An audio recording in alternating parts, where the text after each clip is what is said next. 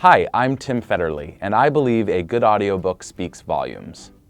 I think audiobooks are such an important format in some ways because they're kind of the most primal. They go back to something really essential, which is that they tell a story that moves you, entertains you, and also gives you a different point of view than you're able to sometimes have reading the text yourself. I've come to really respect the sort of narrated word and what it feels like to get told a story personally in my ears. It's like a very intimate thing, actually. When I listen to audiobooks, it's not in my car because I live in New York City, so I listen to audiobooks as I'm getting ready in the morning at times. I listen to audiobooks when I'm walking around Central Park trying to come up with my own story ideas.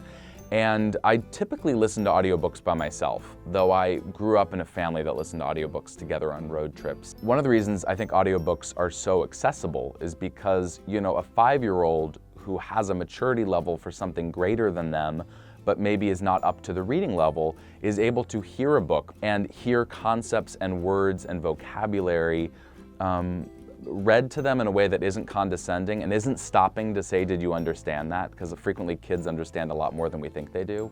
So audiobooks are an extraordinary opportunity for a family who maybe doesn't have the time to read to a child as much as they'd like to, but still wants a story that everybody can listen to together. So one of the things I learned in narrating my own debut novel, which is called Better Nate Than Ever, and it's a book for middle schoolers about a kid who auditions for a Broadway show, is that I wished I had read the book out loud as I edited it on the page. You learn so much when you read your own work out loud, and now that I have several novels out, I only read books out loud as I'm editing them, so that by the time I get in the studio to narrate them, I've worked out the kinks. Now it's like an essential part of my editing process for sure.